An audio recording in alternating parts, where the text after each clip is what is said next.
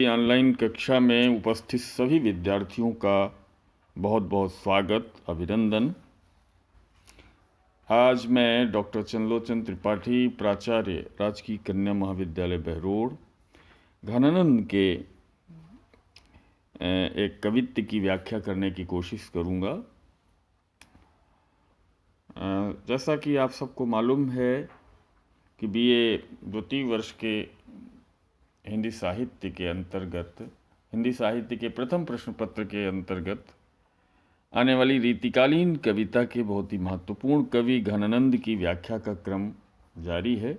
उसे आगे बढ़ाते हुए आज उस व्याख्या छंद का सबसे पहले पाठ करना चाहूँगा। देखें। छवि को सदन मोद मंडित बदन चंद, त्रसित चखन लाल कब धों दिखाए हो। चटकीलो भेख करें मटकीली भांति सोही, मुरली अधर धरे लटकत आए हो। लोचन ढुराए कछु मृदु मुस्काए नेह, भीनी बतियानी लड़काए बतराए हो। बिरह जरत जिय जानी आनी प्राण प्यारे, कृपा निधि आनंद को घन बरसाए हो। इस कवित्त पाठ के उपरांत व्याख्या की जो अपनी पद्धति है उसके अनुसार सबसे पहले संदर्भ पर विचार करना अभीष्ट होगा। इसका संदर्भ कुछ इस तरह लिख सकते हैं। रीतिमुक्त अर्थात स्वच्छंद काव्यधारा के कवियों में अग्रगण्य, अनुभूति की प्रामाणिकता और भाषा की लाक्षणिकता की दृष्टि से रीतिकालीन कविता के अद्भुत अपूर्व कवि घनानंद द्वारा रचित ये छंद घनानंद कवित्त शीर्षक संग्रह से उद्धृत हैं। अब इसके प्रसंग को देखें। प्रसंगतः यहाँ पर जो विरहिणी नायिका है वो विरहिणी नायिका या गोपी की मनोदशा का चित्रण है। यहाँ पर विरहिणी नायिका अपने प्रियतम कृष्ण के दर्शन की अभिलाषा से विवश होकर कह रही है। आप देखें, इसकी व्याख्या पर पूरी तरह एकाग्र हों। पहली पंक्ति देखें। कह सकते हैं कि प्रेम की प्रगाढ़ता में पूरी तरह डूबी हुई विरहिणी प्रिय के रूप से इस तरह आविष्ट है कि वो अब उस रूप के दर्शन के बिना वो विवश दिखाई दे रही है और इसीलिए वो रूप की लालसा, रूप की अभिलाषा से विवश होकर कह रही है क्या कि छवि को सदन मोद मंडित बदन चंद। सरल छंद है व्याख्या की दृष्टि से कि हे प्रियतम, है कृष्ण, तुम छवि के सदन हो, तुम शोभा के सागर, शोभा के आगार, शोभा के घर, और तुम्हारा जो मुख है मोद मंडित, आनंद से मंडित बदन चंद, चंद्र मुख जो है, प्रसन्नता से परिपूर्ण चंद्र रूपी मुख को आगे कहती है त्रसित चखनी लाली, त्रसित चखनी लाल कबधों दिखाए हो। मेरे प्यासे नेत्र दर्शन करना चाहते हैं। उनके लिए उनके दर्शन की जो प्यास है वो मेरे नेत्रों में अधीर हो उठी है।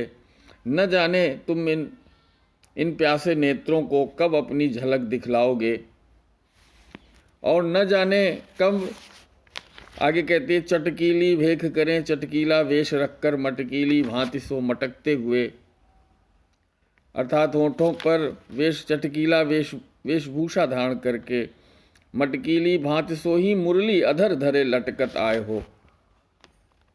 मुरली अधरों पर रखते हुए नखरीले ढंग से झूमते हुए आओगे, झूम कर आओगे। कहना चाहती है ये विरहिणी कि हमारे ये जो नेत्र हैं तुम्हारे उस रूप का ही, उस रूप के दर्शन के लिए तृषित हैं, आकुल हैं, अधीर हैं। न जाने कब लोचन ढुराए कहू कछु मृदु का, लोचन ढुराए कछु मृदु मुस्काए। न जाने कब अपने लोचनों को ढुराए माने नचाते हुए, मटकाते हुए, अपने आँखों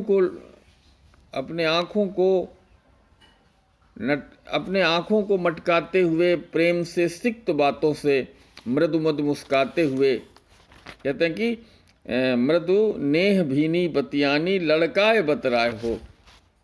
बड़ी चपलता के साथ, बड़ी लड़कीली चपलता के साथ बातचीत करोगे। और ये पंक्ति जो आखिरी दूसरी पंक्ति है कि बिरह जरत जिय जानी, अर्थात उसे इस, जैसा कि मैं कह चुका हूँ कि प्रेम की प्रगाढ़ता में पूरी तरह डूबी हुई ये विरहिणी प्रिय के रूप से आविष्ट दिखाई देती है। और इस आविष्ट भाव में ही वो कहती है कि बिरह जरत जिय जानी। जब ये जान जाओगे कि मेरा हृदय तभी था तुम दर्शन दो, जब ये क्या जानोगे, कब अपने हृदय में मुझे विरह से जलती हुई समझकर मेरे पास, अर्थात जब ये जानोगे कि विरह जरत जिय जानी, विरह में जलते हुए मेरे हृदय का बोध हो जाएगा, क्योंकि तुम सुजान हो। आनि प्राण प्यारे, तभी प्राण प्यारे तुम मेरे पास आओगे। अर्थात लेकिन ये निश्चित नहीं है, विरह की जो अवधि है वो निश्चित नहीं है। इसलिए न जाने तुम कब मेरे पास आओगे, जब तुम्हें ये पता होगा कि कब से मैं हृदय में मेरे विरहाग्नि जल रही है। इसलिए अंततः वो कहती है कि हे कृपा निधि, आप तो कृपा के सागर हैं, कृपा निकेत हैं। कब न जाने कब आनि प्राण प्यारे मेरे हृदय की, जलते हुए हृदय की विरहाग्नि को देखकर मुझ पर तरस खाओगे और आकर ए कृपा निधि आनंद को घन बरसाए हो। तुम मुझ विरह संतप्त विरहिणी पर तरस खाकर आनंद के मेघ बरसाओगे, अर्थात अपने प्रेम की, अपने दर्शन देखकर आनंद की वर्षा करोगे। यहाँ पर कवि ने अगर आलोचनात्मक टिप्पणी के रूप में देखें तो कवि की एक तरीके से जो विरहिणी नायिका है और ये घनानंद के इस काव्यानुभूति या प्रेमानुभूति की भी एक बड़ी विशेषता है, खास करके विरहानुरूपासक्ति की प्रधानता, कि वो अपनी अलबेली सुजान या अपने प्रिय कृष्ण के लिए उसके दर्शन के लिए निरंतर लालायित रहता है प्रिय। वो चाहे विरहिणी नायिका हो, चाहे विरही व्यक्तित्व संपन्न, विरह व्यक्तित्व संपन्न स्वयं कवि हृदय हो। यहाँ पर प्रिय की रूप छवि के साथ समस्त व्यवहार को प्रेमानुकूल बताकर संयोग की प्रिय के दर्शन की लालसा व्यक्त हुई है, प्रिय के दर्शन की अभिलाषा का अभिव्यक्तिकरण, प्रिय के दर्शन की अभिव्यंजना दिखाई देती है। और यहाँ देखने की ज़रूरत है कि घनानंद के यहाँ जो अलंकार आते हैं, जैसे यहाँ पर तृषित चखनी, ये तृषित चखनी जो है वो एक तरीके से नेत्रों का सहज, नेत्रों की अभिलषित नेत्रों की दशा का सहज मानवीकरण।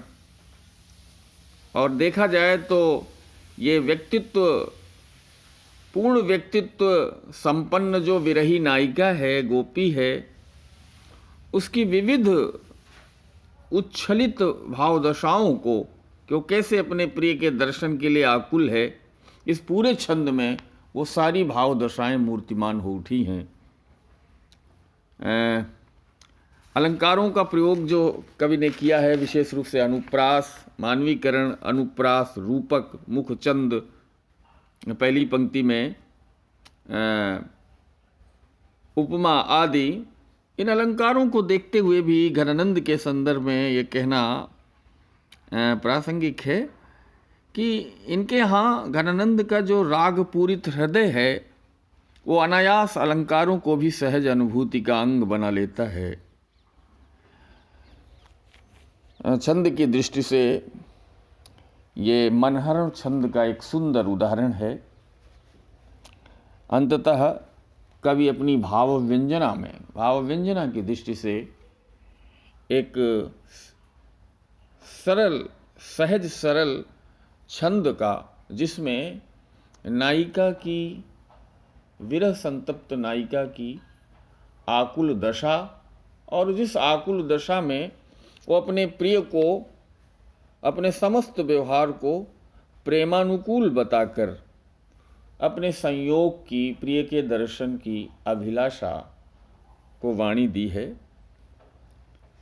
इस प्रकार हम कह सकते हैं कि घनानंद की जो कविता है, समुझे कविता घन आनंद की, ही आखिन नेह की पीर तकी, अपने इस सहज सरल छंद में घनानंद ने भावानुभूति की दृष्टि से